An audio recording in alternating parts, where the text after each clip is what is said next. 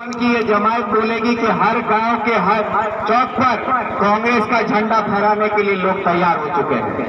और अब तृणमूल के लोगों को खोजना होगा किस वार्ड में झंडा लगाने के लिए तृणमूल का आदमी मिलेगा या नहीं, वो दिन भी आने में दूर नहीं है।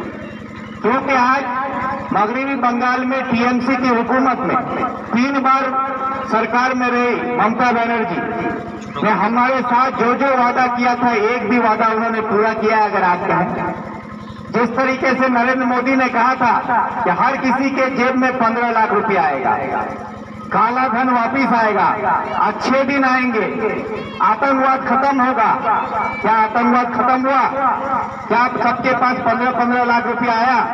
क्या अच्छे दिन आए? क्या रोजगार मिला? जितने भी वादा किया गया था कुछ नहीं मिला। और ममता बनर्जी ने क्या वादा किया था? तो ममता बनर्जी ने कहा था कि हम अगर सरकार में आते हैं तो माइनॉरिटी के लिए, जो मुसलमान लोग हैं, जो तालीम में पिछड़े हुए हैं, उनके लिए हम आलिया यूनिवर्सिटी का एक ब्रांच उत्तर बंगाल में बना देंगे, जहां के पढ़ने लिखने वाले नौजवान वहां पर तालीम ले सकते हैं। उसके अंदर हम एक आलिया यूनिवर्सिटी के अंदर एक मेडिकल कॉलेज भी बना के देंगे। क्या आज वो आलिया यूनिवर्सिटी बना उत्तर बंगाल में? क्या उत्तर बंगाल में आलिया यूनिवर्सिटी के अंदर में कोई मेडिकल कॉलेज आया? उन्होंने कहा था कि 10,000 मदरसों को मैं सरकारी मदरसा का ओहदा दूंगी। क्या आज वो 10,000 मदरसा कहीं भी बना है? क्या शाहपुर वन में तृणमूल के नेता बता सकते हैं कि शाहपुर वन ग्राम पंचायत में एक भी मदरसा है जो ममता बनर्जी की हुकूमत में बना हो? लेकिन मैं बता सकता हूं कि मखान फुकर में जो मदरसा बना है वो मेरे वालिद मरूम रमजान साहब के वक्त में बना है।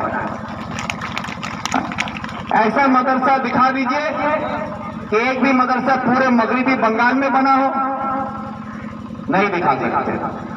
ममता बनर्जी ने कहा था अगर हमारी सरकार बनती है तो हम हर साल 10 लाख नौजवानों को रोजगार देंगे। क्या 10 लाख लोगों को नौकरी मिली? नहीं मिली।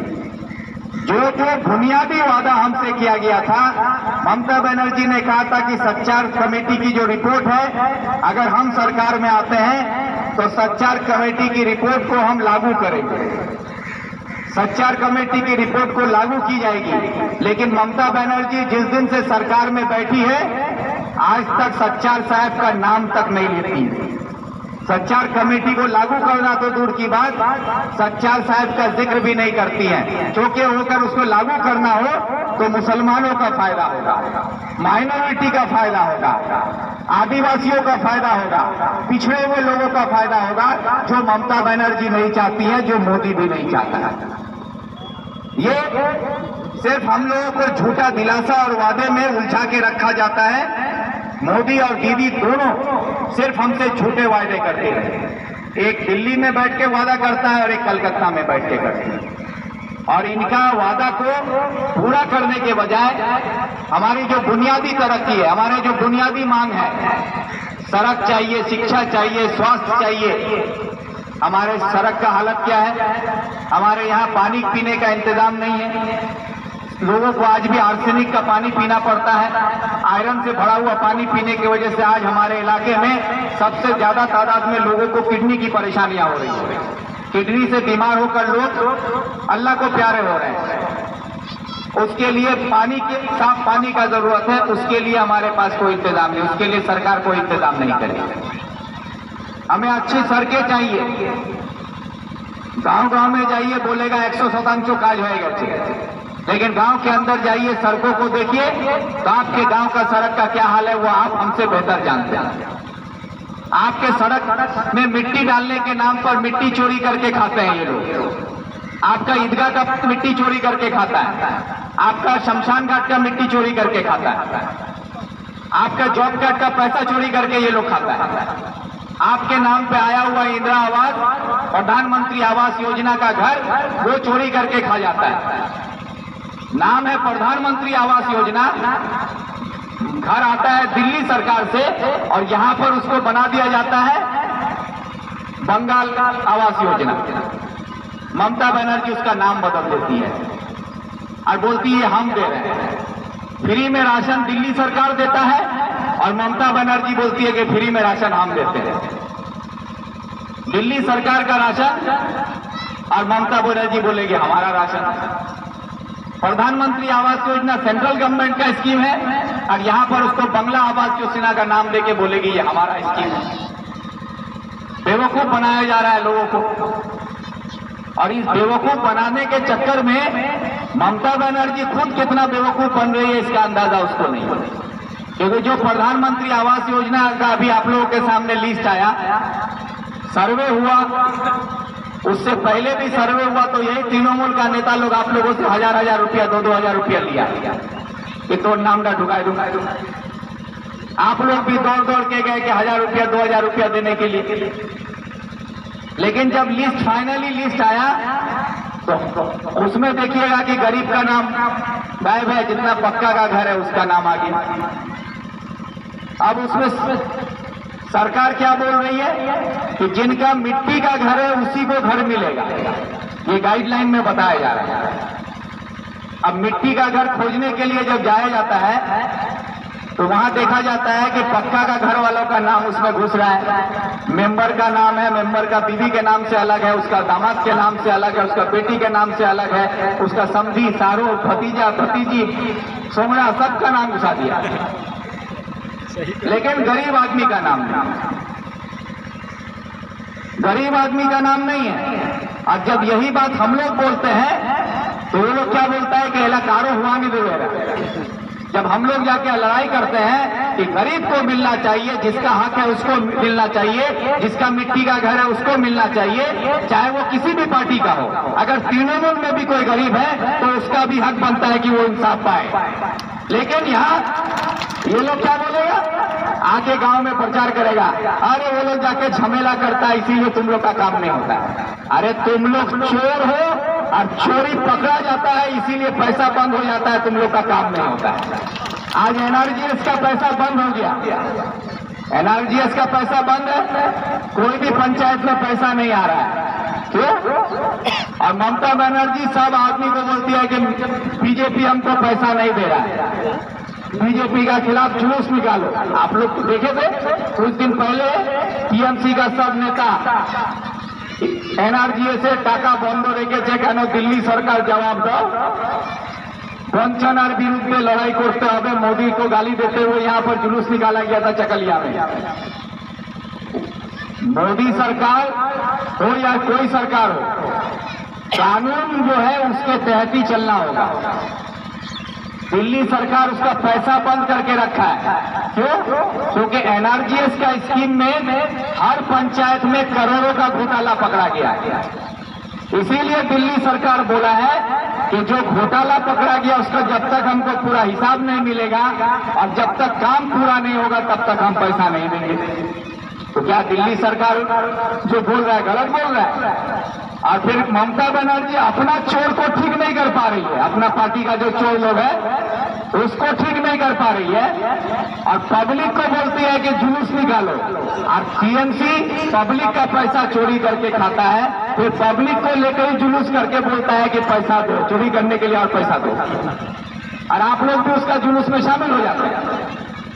पब्लिक में टीएमसी का झंडा लेके निकल गए, कहा मैं तो पार्टी को छी। अरे पार्टी करने से कोई बुराई नहीं है, लेकिन पार्टी करने से आंख कान खोल के पार्टी कीजिए, सोच समझ के पार्टी कीजिए कि कौन आपको सही रास्ते पे ले जा रहा है, कौन आपको गलत रास्ते पे ले जा रहा है, इसको समझने की जरूरत है। ये चोर लोग आपका पैसा चोरी करता है और जब पकड़ा जाता है फिर अपना जान बचाने के लिए आप लोग को लेकर ही जुलूस निकालता है, आप ही लोगों को ले जाकर वीडियो को डराता है। तो ऐसे लोगों से आप लोगों को बचने की जरूरत है। क्या आज टीएमसी का ये आलम है? क्या आज टीएमसी सरकार में अभी गांव गांव में दूध भेजा जा रहा है? आप लोग का शाहपुर में भी दूध आया होगा, गांव गांव में दूध जा रहा है। सुरक्षा कवच के नाम पर कि ममता बनर्जी जो 15 प्रकल्प बनाई थी बंगाल में, उसका फायदा किसको मिला किसको नहीं मिला, उसके लिए अब गांव गांव दूध जा रहा है पूछने के लिए। और रात को जाके गांव में सोता है, तो गांव में सोने के लिए रात को कहीं पर जाके डेरा जमाता है, उसके बाद उसका वीडियो वायरल हो जाता है। कि आज टीएमसी का एमएलए, टीएमसी का जिला परिषद, टीएमसी का जिला सभापति कन्हैया लाल अग्रवाल, ये लोग जाके फलाना गांव में गरीब आदमी के साथ रह रहे हैं। तो भाई जरा वीडियो को गौर से देखिएगा कि हम लोग भी दिन भर काम काज करके जब घर में जाते हैं ना, तो ये जैकेट उतार के, पैंट उतार के, पजामा पहन के और लुंगी पहन के सोते हैं, लेकिन ये लोग कोट पैंट पहन के सोता है। वीडियो देखिएगा, उसमें ये लोग कोट पैंट पहन के रजाई में घुस के फोटो खिंचाता है, और वीडियो जब चला देता है पूरा गांव गांव में आदमी देखता है क्या तृणमूल का आदमी, तो नेता लोग देखो गरीब का घर में जाके सोया हुआ है रजाई ओढ़ के, उसके बाद फिर रजाई से निकलता है, फिर अपना अपना घर। तो ये जो बेवकूफ बनाने का खेल ये लोग खेल रहा है सुरक्षा कवच के नाम पर, कि गांव में जाके पूछता है तुमको क्या मिला क्या नहीं मिला। असल बात नहीं, असल बात यह है कि पंचायत चुनाव सामने आ रहा है।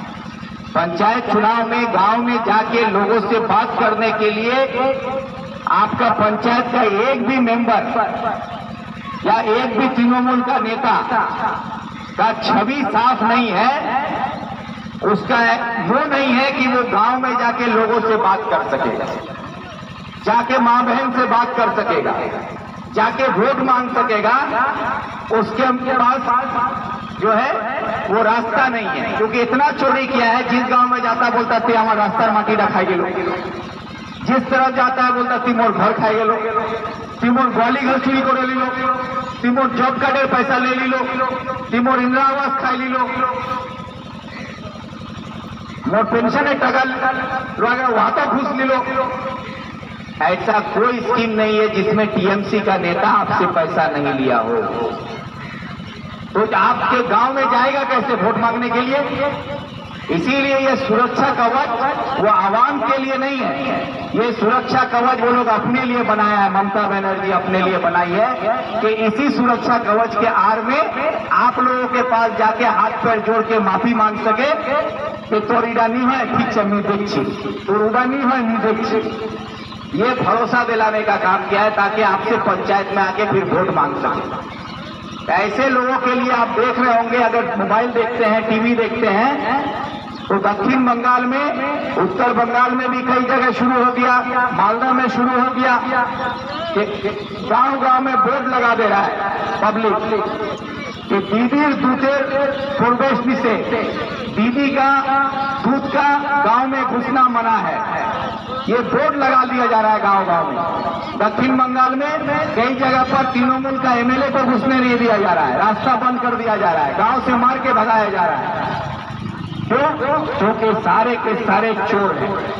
अब लोग चोरी से बेजार हो चुके हैं, इसलिए अब इसके खिलाफ लोग ये कर रहे हैं। इसलिए आप लोगों से हम ये कहेंगे कि हम लोग कांग्रेस पार्टी इन चोरों के खिलाफ एक मुहिम चला रहे हैं, और नफरत की सियासत करने वाली बीजेपी के खिलाफ पूरे देश में एक मुहिम चल रहा है, जो राहुल गांधी की लीडरशिप में, जिसका नारा है भारत छोड़ो, नफरत के बाजार में मैं मोहब्बत का दुकान लगाने आया। ये जो नारा देते हुए वो चल रहे हैं, भारत जोड़ो से क्या मतलब कि देश की मिट्टियों को जोड़ो, नहीं, देश के तमाम लोगों को जोड़ो, हर तबके के लोगों को जोड़ना, मुसलमान हिंदू को जोड़ना, सिख ईसाई को जोड़ना, गरीब अमीर को जोड़ना, नौजवान बुजुर्ग को जोड़ना, माँ बहन को जोड़ना, पढ़े लिखों को जोड़ना, किसानों को जोड़ना, मजदूरों को जोड़ना, दुकानदारों को जोड़ना, मास्टरों को जोड़ना, बिजनेसमैनों को जोड़ना, हर तबके के लोगों को जोड़ना होगा एक अमन और चैन का, सुकून का भारत बनाने के लिए। नफरत के खिलाफ मोहब्बत का पैगाम लोगों तक पहुंचाना होगा कि जो मोहब्बत नफरत की राजनीति बीजेपी कर रही है, हिंदू मुसलमान मस्जिद मंदिर के नाम पर आपको